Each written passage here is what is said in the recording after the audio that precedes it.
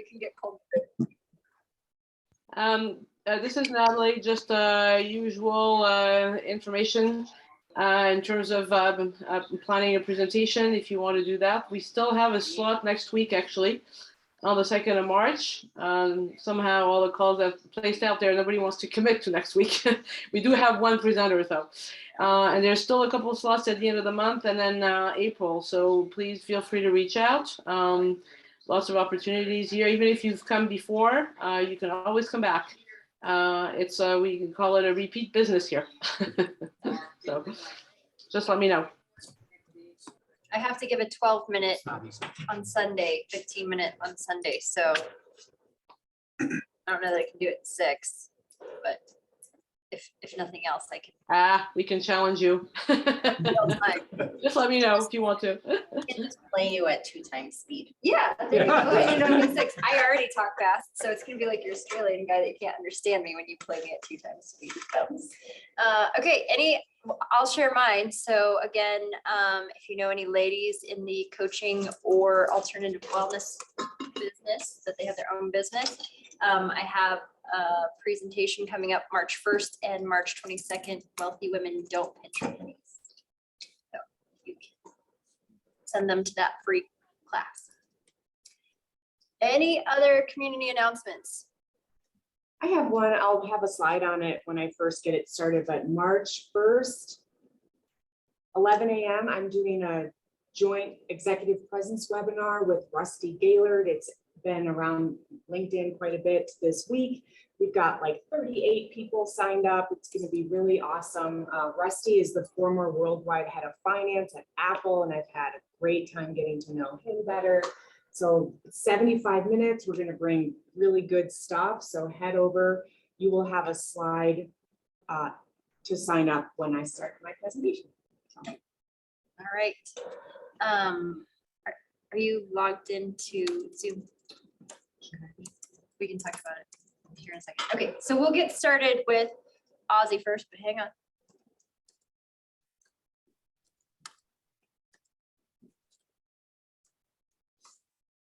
Ozzie, that's not a fun fact. That's tied into your presentation. Well, I know, but you guys don't know me, so I had to come up with. Actually, it's kind of a weird fact, but it did happen considering 30 years. It doesn't have to be true, Ozzie. There's some true facts about me that I'm not about to talk about online. Don't let facts get in the way of a good story. Ozzie. Well, I got plenty of good stories. I just not sure that I want to. All right. Well, so our first presenter today is Ozzie Paez. Have you done share screen? Like allowed to share screen? You're the host. Yes, Ozzie Paez of Ozzie Paez Research. His fun fact is that he became involved with life-saving technologies 30 years ago after he used a cutting-edge device to diagnose a problem. It's probably obsolete by now, right? If it was cutting edge 30 years ago. Oh, yeah. And his doctor was impressed and the lights came back on. I think that means that you didn't die. No, actually, it dawned on me that I was the ones diagnosing myself, and my doctor's sitting there going, great stuff, and I'm going, huh. You know, I know that's not a fun fact, but to an engineer, it doesn't get any better than that. Okay. So that Dan will tell you that. was like the light bulb moment where Boom. where you got to this point today. Okay, so you can have the stage, and I don't have my phone. All right, I will time you, Ozzie. So I will turn on my camera and give you a warning when you're at 5. All right, if I take a little longer, it's all right. I'm just giving you kind of an update of where things are, and you'll see where we're headed with this. All right, let me know when to start. Go for it. All right, so I want to, since I'm going to be sharing a screen, I want to show you actually what the technologies look like before I get started with the presentation. What you're seeing here is a ring. It's a ring that I wear every night. It goes on one of your fingers. And I'm going to talk about this in terms of sleep apnea and in terms of monitoring your heart. What you're seeing here is well, obviously many of us use an iPhone, or an iWatch, I'm sorry. I use that as well. Then what you're seeing here is a sensor. This is just simply how it attaches to you. I would remove my shirt, but some things cannot be unseen, so I left my jacket on. And the little device actually plugs right into that and attaches to your chest. And what makes this so different is that this little device can capture your blood pressure without a cuff. And I'll describe why that is so important here in a minute. And then finally, this little kit is called a 24 BP. It actually models your blood pressure, it creates your blood pressure profile, 99 bucks. It's from a company called BioBeat, an Israeli company. I've been helping them quite a bit, but I'll describe why this is so important. In here comes one of these sensors and the little attachment for your chest. So I just wanted to make sure that you knew what I was talking about when I start referring to these items. Now I'm going to go ahead and share my screen.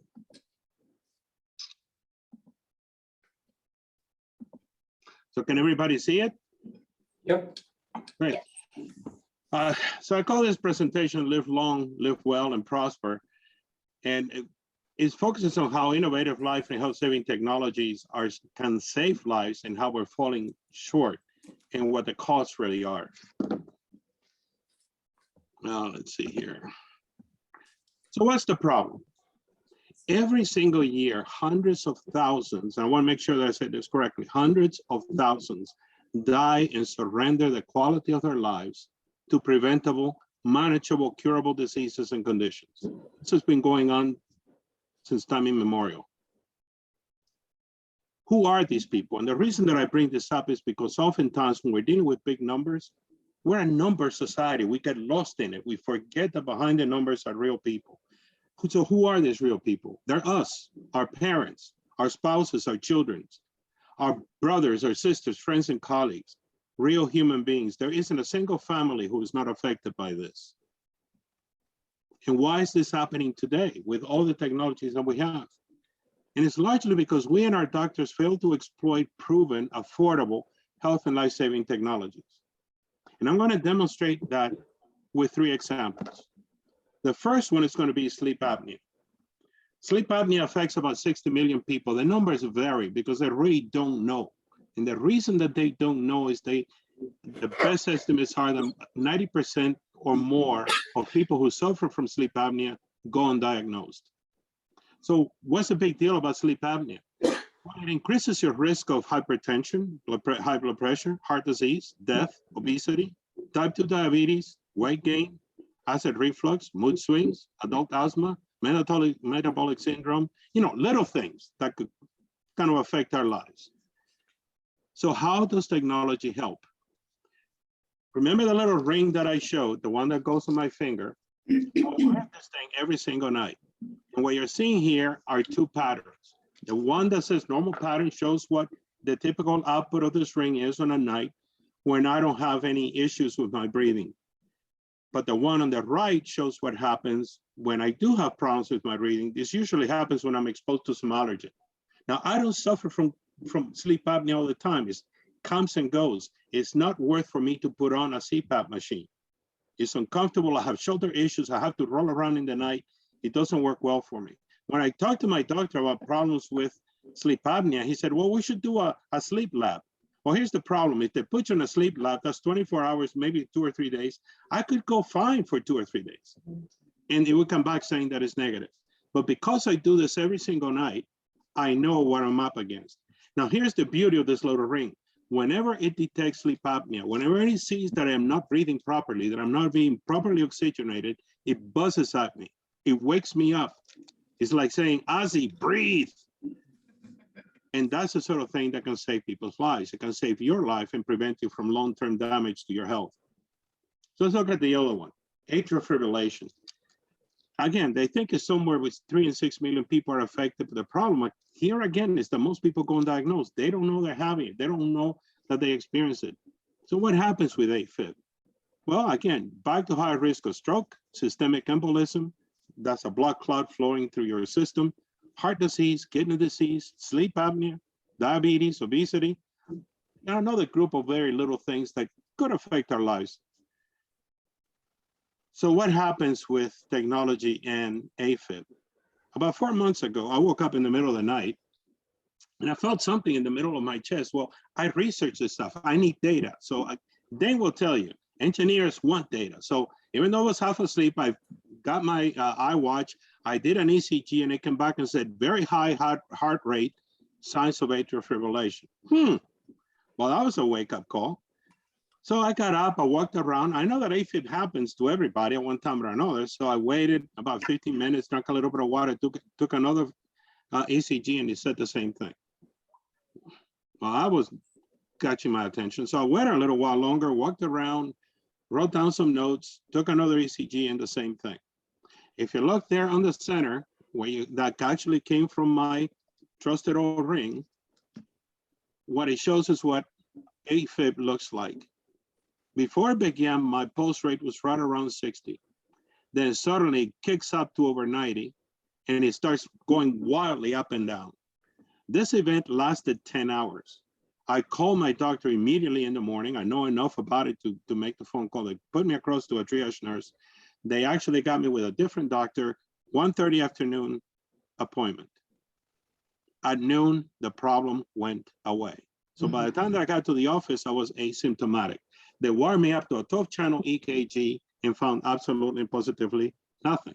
So normally this is what it would end. Actually, if I had not been monitoring myself, I would have said that what I was feeling was just indigestion. And that explains 7 minutes. I'll try and speed it up real quick. So anyways, you can see how this technology makes a huge difference. And finally, I want to talk about hypertension. It affects 160 million of us, 47% of the population at least, 60% go undiagnosed. So what happens if you suffer from high blood pressure? Again, heart attack, stroke, kidney failure, vision problems, metabolic syndrome, memory problems, dementia. I guess the good thing is that you may be very sick because of the dementia, you may forget about it. However, a better way is to use technology. And I mentioned that BP24 device, the one that goes in your chest, it's under $200 a person to do this. The kit itself is 99 bucks. So you put it on and you leave it on for 24 hours. And what happens is it gives you a blood pressure profile. But more than that, it also provides your doctor with your cardiac output and systemic vascular resistance. Those two factors allow him to diagnose why you're having high blood pressure. So one of the key issues with high blood pressure is it's hard to treat. We have plenty of medicines, but getting the dosage right is a problem. My best friend, his mother's over 80. She had high blood pressure. They put her on it. They overdid it. She fainted because that's what happens if you get too high a dose. Blood pressure goes low, you faint, you fell. She broke her clavicle. Getting dosage right with high blood pressure is really hard. This can help because they can set a dose, put this on, and see how your blood pressure is responding. But if you're having long-term problems managing it and your doctor needs more data to adjust the blood pressure, there is a solution, and that is you use that patch with a different system. It captures 13 vitals, including your blood pressure and your cardiovascular performance. By leaving this on, this system will alarm, by the way, if your blood pressure gets too high or too low.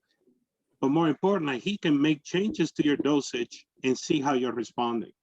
And if for some people, there's a percentage of them that are truly affected long-term, there is a watch that you can put on, and this will last for about 3 weeks, and then you throw the little sensor away. It's disposable. It costs about less than $200 in quantity for your doctor.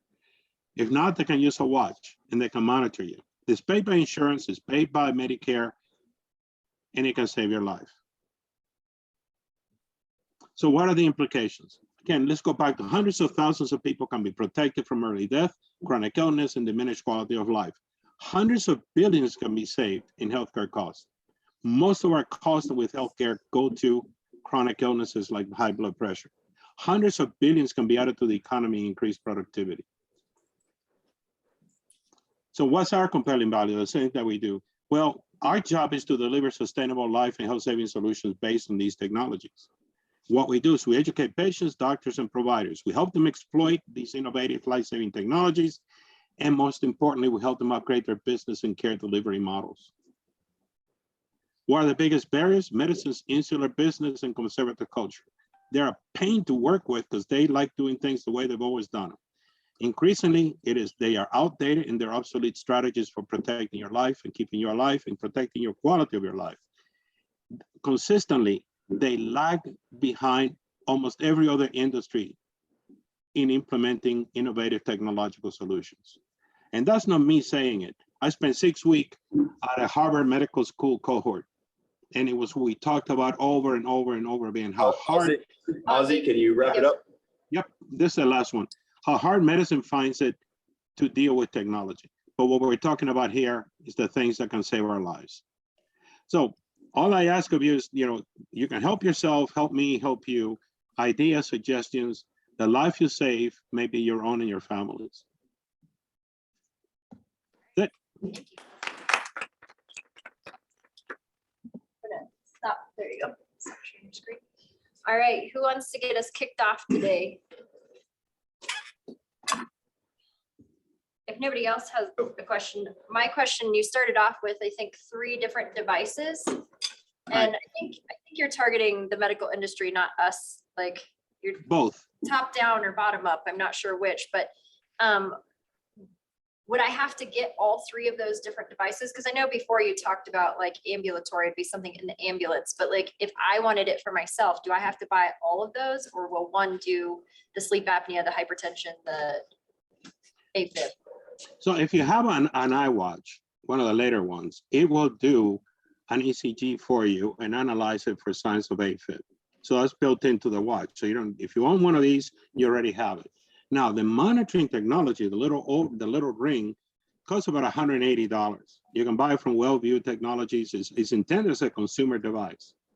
And I never go to sleep without it. I just put it on because I know if I have a nasty attack, if I stop breathing in the middle of the night, if something goes wrong with the heart rate, this thing is going to wake me up. It's not like an Apple Watch that says, hey, look what we found after you die.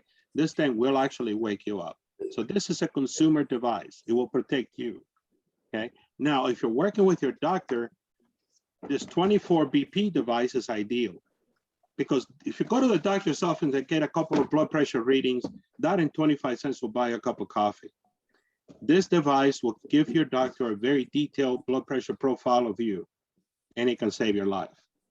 99 bucks. Now you can order it directly from BioBeat and say to your doctor, I did it. Here's what my blood pressure looks like.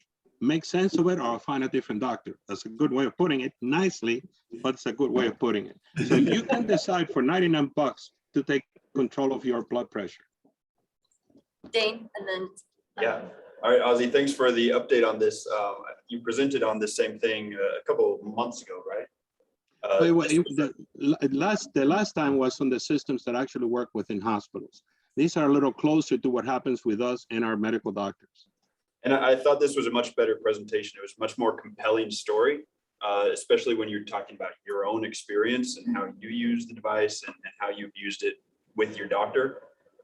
You went significantly over time, right? You hit about 11 minutes. And I think you started to lose that compelling story the longer you went, because then you started to get more into the technical convincing rather than the compelling story that you sucked us in with to begin with. I think you could have stopped at 6 minutes and that would have been a great presentation. So yeah, this was definitely really good to hear the personal side versus the last presentation, which was focused on convincing hospitals. So I like this one. Thank you. Cindy. Yeah, hey Ozzie, it's Cindy. You can see me over here. You're over. In the corner. That's all right. I can imagine you really well. I just wanted to share that I had an experience kind of similar to this. I have a lot of heart problems in my family history. And when I was pregnant with my first daughter, I was monitored for, because I have like I'll get like a super fast heart rate out of nowhere. Because I have an electro issue in my heart. I really should go to the doctor and get it checked again.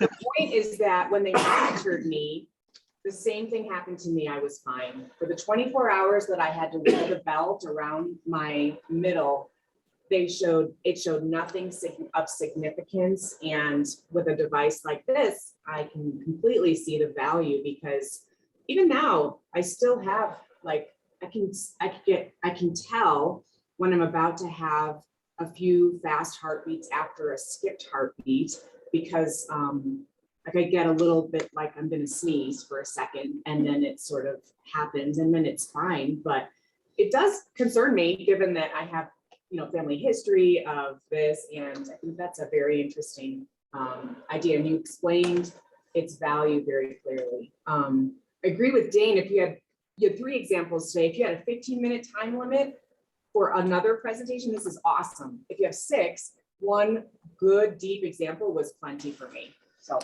good job. Thank you. If you had to pick one of the 3 examples, which one would it be? Yeah, probably the AFib for me. I mean, I don't have, that's a personal response, I guess, because that's what would be most speaking to me. But I think it would be easy for you to say, these are the 3 things it treats. And I'm going deep today on point 1. I'm going to wrap you up, Cindy, because we have a couple more people in just a couple of minutes. Sure. Eric has some comments and then Alex. Hey, Ozzie, great presentation. That was my first time seeing it. So for me, not having some pretext before, it was kind of all over the place. And it took me a while to get to where you were going, because you started off really broad, like we're all going to die of something, right? And it was just kind of this crazy, wild roller coaster to get to the problem. I think if you pick a singular thing like, sleep apnea or AFib, and then, really the problem there seemed to be not that it's a problem, but that the solution right now, like a sleep study, is incredibly inconvenient and you have a better mousetrap, right? And so if you just took something as narrow as that and said, look, there's this problem, nobody takes care of it because they have to do this huge sleep study, we've got a solution. And then just dive right into, here's how much it costs, and here's the expected results in terms of like quantify it. Because again, you're not, solving the world's problems. You might be increasing the chance of curing this direct problem by 50%. And then that's a huge win and you're done. Walk away. Everybody's sold at that point. Great. Thanks, Eric. Thank you. Alex. And then we got 1 minute and then we have to have coffee. Hi, Ozzie, I'm Alex. I agree with what Eric said on the presentation and the flow.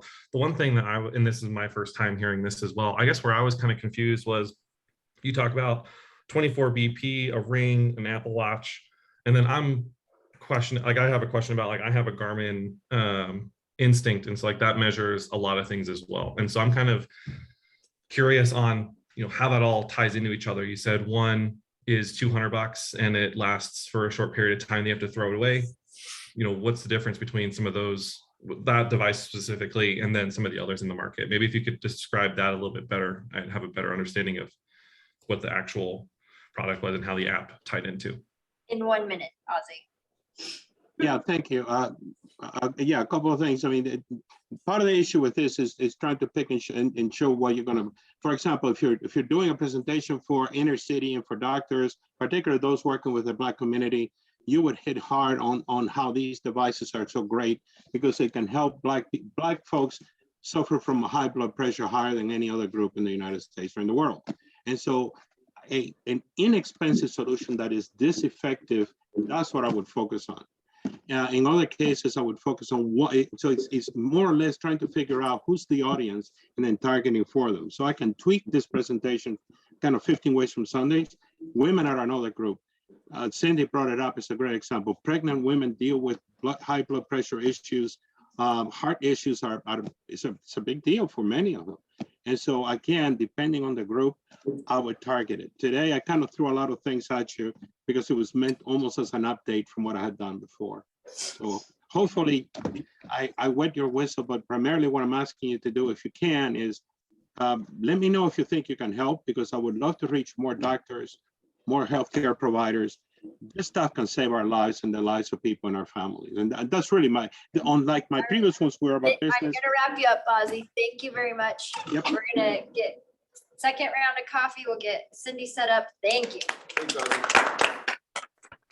Thanks for the feedback, guys. Do you have a? Yeah, I have a Google Slides. Okay, Very do you- affordable, very in that mall. Do you wanna try pulling it up on my? Or do you wanna? Yeah, you want me to share it with you? Would that Oh, be yeah. helpful? I'll just share the Not some That of would work, or you the can more just log into Zoom. esoteric stuff where it's like, well, we sell. the It's hot kind of why dogs advanced and is it's trying to someone log in. who says, Well, I you think know, you're- I think, yeah, I know, it's just a strange thing where Yeah, you're. yeah, so but- responsible So that they I'll do distribute mine. it Does to anyone have a promoted accounts. I have it on my But board? nobody wants to do It's it. okay if you don't. I might like move my mouse. On the insurance, but, you know, like No, you have it's, to yeah, get I mean, this getting stuff. into the medical system is so hard, but this is non-invasive.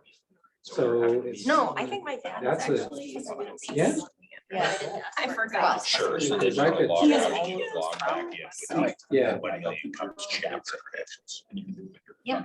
Sure. Why are we? So is handing that, these out so as- then will I Everyone should be, have one. Yeah. okay, so I won't, I still. So what do you need suppose this FCOT. machine is over here on the That- I've table? been looking at it. Well, he's drying his rods. Yeah. The epoxy's on the rod. And he has to keep it turning so it's even. Yeah. How cool is that? Cause I was like, hey, is it wrapping something? Is it? It is a fishing rod? It says, yeah, epoxy. Do you wanna? I'm gonna log into this. To coat it or I don't know enough about fishing rods to know. get sticky fish? Yeah. Well, I assume the epoxy dries. That's the new way to fish. You just Yeah. Lift the rod into the stream and you try to stick it.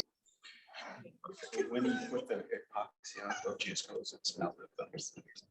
I can just smell it. Do you think this is Yeah. just like one of the staff just came in with their fishing rod and was like, I'm gonna set this up here? Yes. I don't. I know, yeah, I was serious Because the significant other won't let him do it at the house. Yeah, right. Very honest. Oh, I'll take it over to work. Yeah. They'll be fine with it. That's a first. I mean, I am disappointed. It's so well dried. Okay, I mean, I oops. feel like. I got you set up. and I was ready to go. That epoxy off, yes. All right, so we have Marcus. Yes. A teacher in a previous life, Ann? No, I was raised by teachers. My entire family is teachers, depth and breadth. Oh, that's so funny. So, yes. Marcus. It is 9:34 and Dane's agenda says 9:32. We are 2 minutes late. So we have Cindy Skalicky of On Point Communications, and her fun fact is that she has an obsession, extreme obsession in her words, with the number 2. So yesterday, Oh, you were happy. Tuesday was a pretty special day for her. So I'll let her Yeah. talk about that, and then you'll want to stand here-ish so that they can see you. My story about twos is really weird, so you'll have to just roll your eyes with me about it. But when I was in high school, I took French. I took a lot of French, like 14 years of French. And this teacher we had would say the word tout petit, which means very little. And she would jump up about 8 octaves when she would say the word two. So she'd say tout petit. And my friend and I just we just glommed onto it. And when you're in high school, you do stupid things. And so everything, like all of our circles of friends over time became like everything was about two. I still get pictures from my dad when anything is $2.22. I mean, it just goes on and on. So yes, yesterday was really fun. And I married a man who was born on 2/22. So, you know, it really worked out. It meant to be. Yeah, it was. So this morning, I would like to share really, Natalie asked me to come and talk about giving and receiving feedback. So I'm not testing this out. I'm happy to take feedback. I would love feedback on this section because I built it recently and it's easy to load into things that I already teach and provide.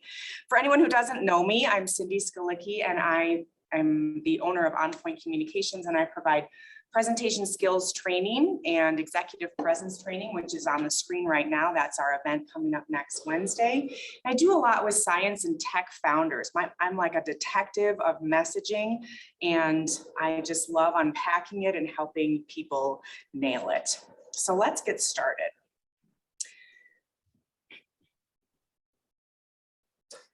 I want you guys to think about where you were over the weekend. And if you saw the news story about what took place at the Olympics.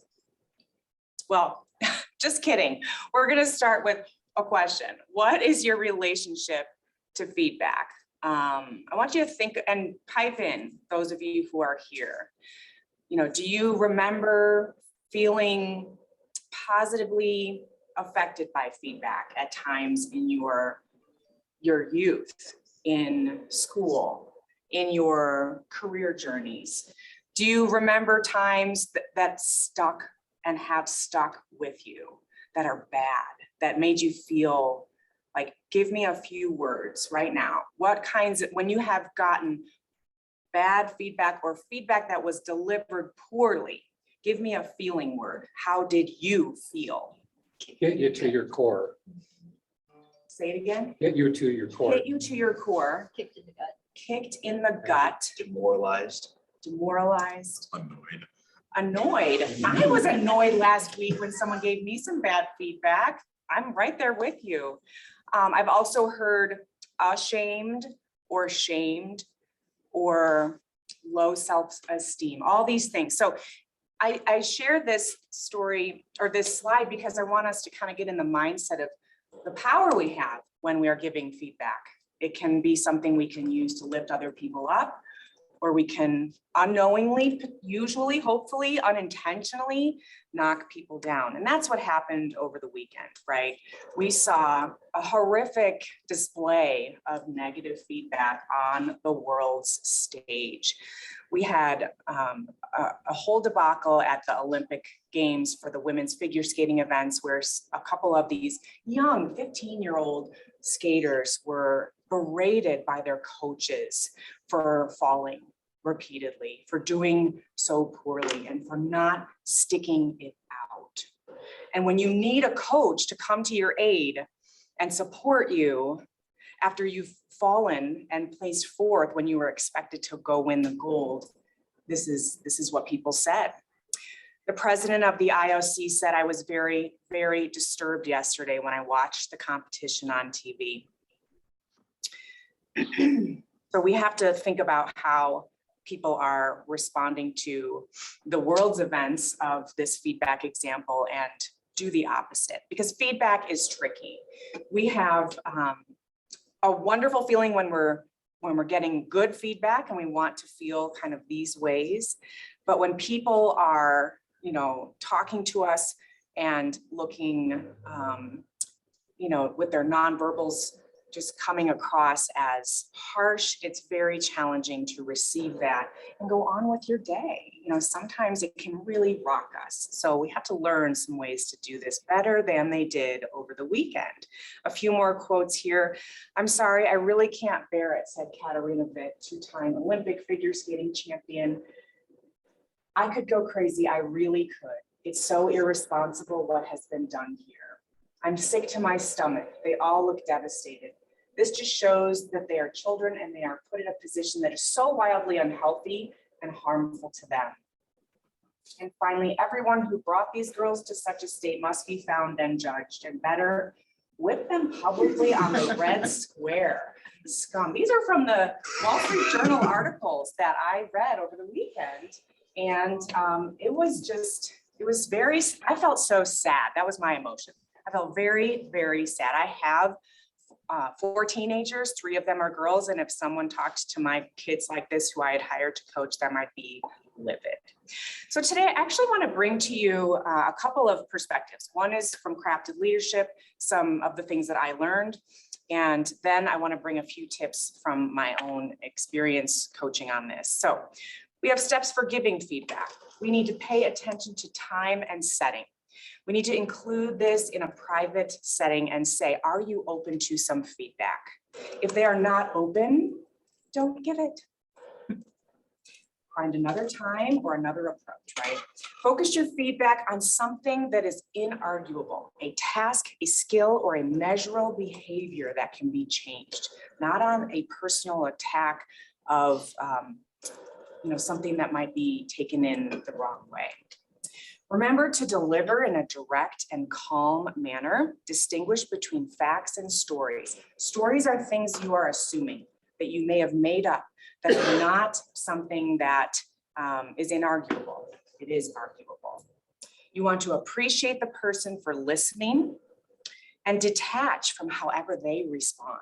So you can see how this would be helpful in work settings and in family settings, which is frankly a lot of what I have learned from Crafted Leadership's advice on giving and receiving feedback.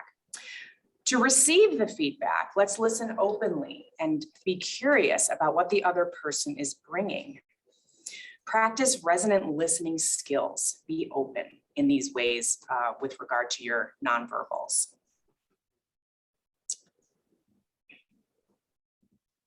And pause. Don't take it personally.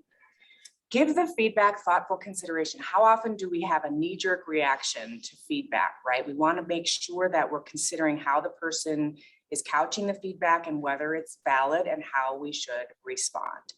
Appreciate the person who is giving the feedback to you and then make adjustments that you deem to be appropriate. So these are some tips that you can use when you are giving the feedback to colleagues or even here. I think we're pretty good at giving feedback here. I wanted to make sure that I said that. I think this is a very safe space to give and receive feedback. And coming here more and more, you early birds or folks who haven't been here a lot will see that you can take note of how people give and receive feedback here. My personal slant on this is that there are 3 modes of communication at play when you are giving feedback. You have to start out by thinking about your nonverbals. This includes proximity, even dress, your posture, your eye contact with the other person. Next, you want to think of the words you're going to use. You want to think ahead of the types of things you want to say, typically beginning with a compliment or something affirming. And it must be real. And then you can consider something called your paraverbals. This is like a subset of your nonverbals, and it has to do with vocal tone, your vocal pitch, and your pacing. Because you are trying to, so it's not only what you're saying, but how you are saying it to the other person. And there really ought to be some thought about how you're doing that. Give people time to respond, appreciate them, and follow up. Same kind of wrap up from the previous example. So I'm just going to close with some questions, and I kind of wanted to have a discussion about this with others who are here. What excited you today? Which one of these might be something you can try immediately? Do you have to give someone feedback this week on a presentation or something that you're working on for a client? I would love for you to email me a win by Friday. I offered this option last night at a seminar that I offered. So I hope to get a bunch of emails on Friday.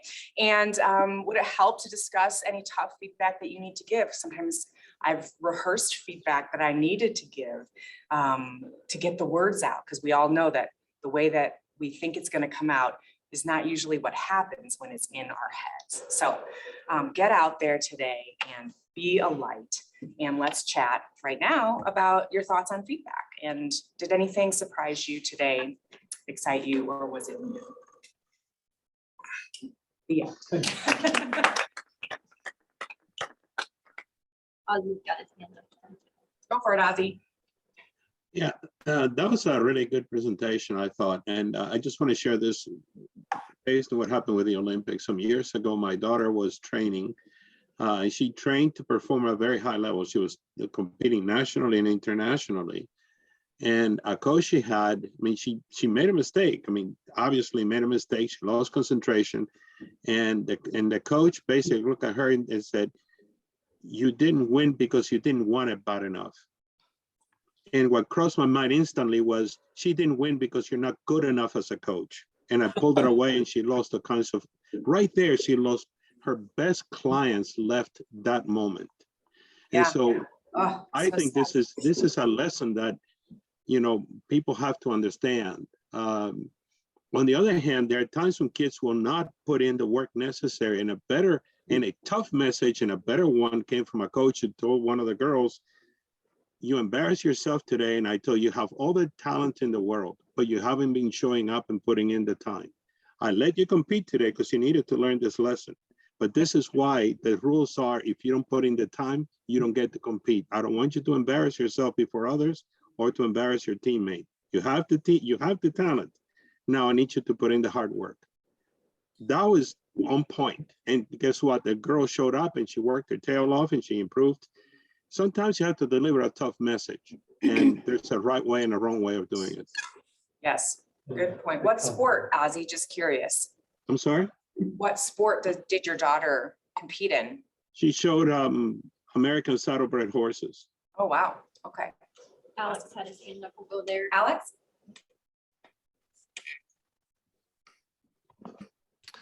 Hey, Cindy. Thanks for your presentation. I screenshotted it and added it to my notes.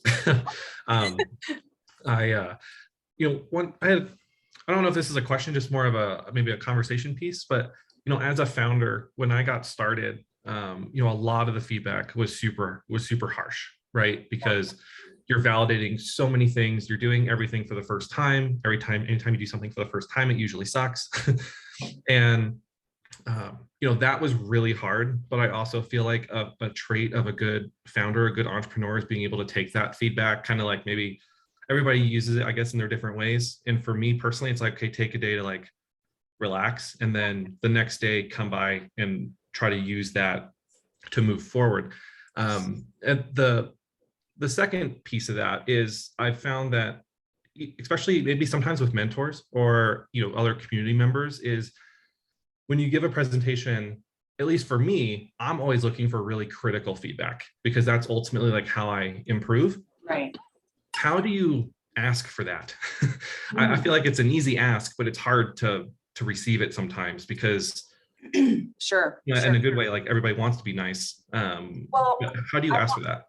I will answer that. Alex, I want to touch on the first thing you said first, though. And I, I just got off the phone yesterday with a founder, and he's like, my ego was flushed down the toilet years ago from all the work I've been doing. I can take anything, was sort of his message now. But I want to say that just because founders are new at this and just getting started and getting all this feedback from these quote unquote, like high and mighty advisors who have done it all, that doesn't mean that they're any good at giving feedback. In fact, some of them suck, and some of them make me really mad.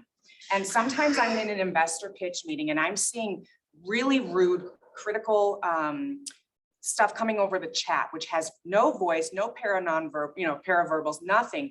And I get really upset when people give feedback rudely. So I would say there is a line, and we should not stand just for anything. But how do you ask for critical feedback? This is something I do so often when I'm training people to give those pitches and speeches. Figure out what you want the feedback on. And then say to them, like, these are just some random examples I usually give. Like, if you're going to give a pitch for 5 minutes in front of your team, I've done this myself. Can you please time slide 6 for me? Because it's a process slide that I've been really working hard to simplify. And I want you to tell me how long it's taking me. Can you please, you over here, Mary, can you tell me about the storyline? Is it too long? Are you bored? Like, give me some understanding of how that pacing is going. And Joe, would you count my fillers? Because I'm really trying to reduce them.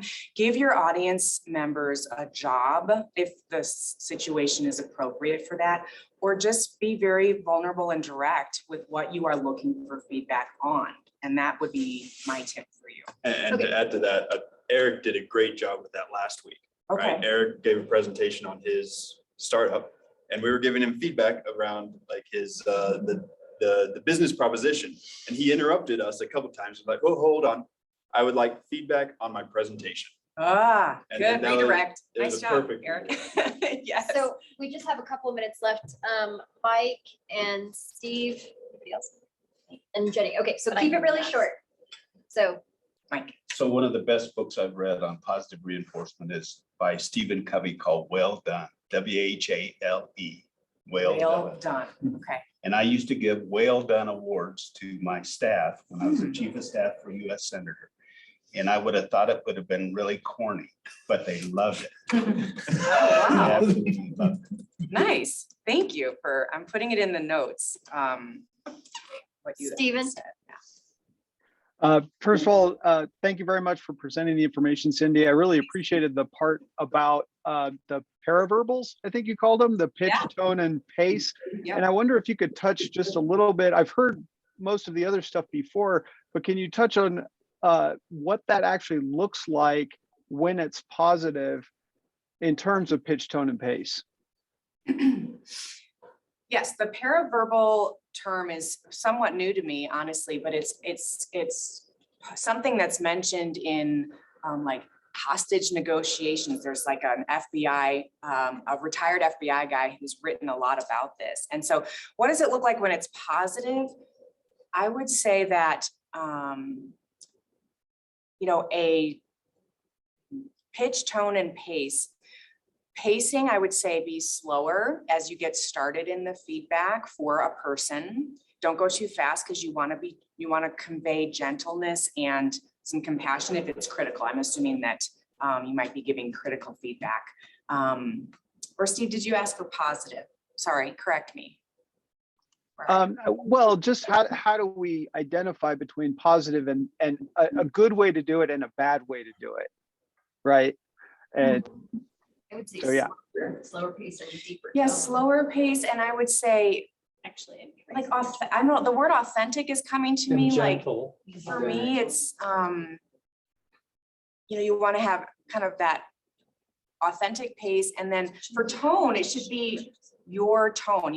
Some people jump up in octave or get too mousy, or they can create this sense of drama or emergency where maybe it doesn't need to be. If you're more familial with the person, I think that it's just better to come across as very real and authentic in whatever vocal tone that is for you. For me, I have a deeper voice. If I were to go really high, people would know that that was off the mark for me. So that's a great question. I would like to think more on it, but those are my knee-jerk reactions for you. All right, we'll wrap up with Jenny here.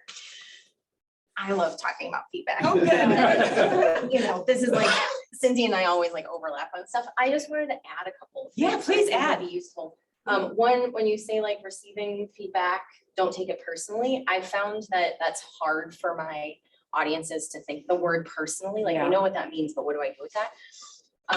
Keeping track of the responses. So as you write down feedback, right? Like, yes, I liked that. No, I didn't like that. So it becomes an objective like gut check. Yeah. Can be really useful. So you're thinking about your own reaction to the feedback. Yep. As something, and then on the giving feedback, in order to make it not personal, literally thinking about when you're using pronouns or not. So using you for positive things, like you did a great job with this. Yes. And then when you're giving the feedback part, like the change, the difference, the negative things, saying this slide could be better, that the voice that you use during this could be deeper, so you make it objective instead of subjective with language. Yeah, that's the story versus fact thing that they talk But about. it's just pronouns. Right. Well, and I realized as I was doing this, just as my wrap up comment, I realized that like all I do is give feedback for my job. That is all I do. And probably the most important thing that I've learned is that entry line, I'm always about showing up with naming the person's brilliance and telling them where they're amazing. And that has to be authentic and it has to be real, and it can't be, and then when they see that you see them in that brilliant way that maybe someone has never said to them before, they will listen to whatever follows. And that has been my experience. So I try to couch it in those ways because that gains trust. When you are complimenting someone very authentically, you have to do it authentically, and it can be done poorly. So get your authenticity on, people. Inauthenticity, I've definitely had you're just trying to butter me up. I don't Yes, know. it's a terrible feeling, and we all can spot it a mile away. Oh, but just think, undergrads, the first thing I write is, you've done a great job of turning this assignment in. I have nothing else good to say. Put your name on your Okay. So who has a win? Who has a resource, or who needs help? Thank you, Cindy. Sorry. Let's get. Who has a resource? Who has a win? Who needs help? Ozzie. Yeah, actually, we just submitted a bid to a medical company to help them evolve and grow their social media presence. I write a great deal, and they actually reached out to me. I'm not a writer, and I don't do marketing, but they wanted help because they needed to come up with good blog pieces, and they needed to expand their presence on LinkedIn and so on. And actually, I reached out to Jenny for help on that, and she was very good in giving me feedback. So hopefully, that contract will come through, and then we'll all have some good work for a while. A win. My win is in the future. It's tomorrow. I have been invited to speak to up to 180 VC executives who are in the process of raising VC funding, which is a new audience for me and potentially a very good one. These are high net worth individuals raising like $50 million funds, and they're in the VC Labs program with Founder Institute. So that was a great, I'm working on getting into the right rooms, and that's going to be a good room. I hope. So that was a win. I hope it will be a win. Yeah, I figured out how I need to work with one of the 3 major clients on the docket right now, which is they are the epitome of the horse that needs to be beaten with a stick, given a carrot, and otherwise guided to water. But they will drink when they're there. The trick, so you don't have to finish the rest of the process. If you really roadmap it really well for them, they'll do it, which was just a new experience for me. Dave. I brought someone on to Isolation Coffee past week. They're gonna take over roasting, and they're a creative genius. So that's gonna be just fun to work with them. So I did training with them on Saturday, and yeah, I'm really excited about this next step. Are you undermining your brand though? There's 2 people in isolation. How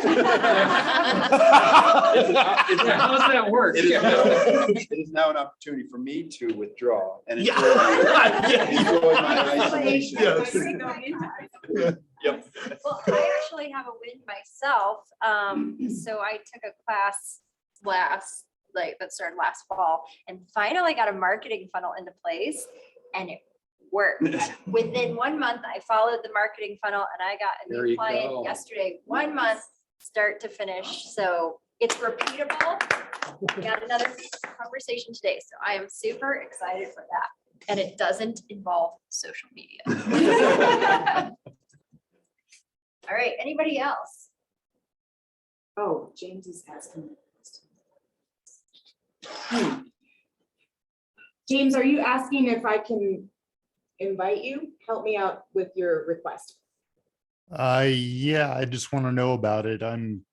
I should be able to attend because I'm a Founder Institute graduate. So Oh, okay. is it tomorrow at 6 o'clock? No, it's better not be. It's tomorrow at 10 a.m. I could, do you know Mike Supervici? Is that name familiar to you? I know I've heard it, but I don't know him. No. So let's talk offline. I'll message me at LinkedIn if you would, James, to remind me. Because I know it's a closed event for their group, so I don't have the power to do that, but I could introduce you to Mike and see if he could get you in or whatever would be needed there. Would that be okay? Yep, that'll be perfect. Thanks. Okay, yeah. All right, well, it is 10 o'clock on the dot. So thank you so much for all of you coming today and for your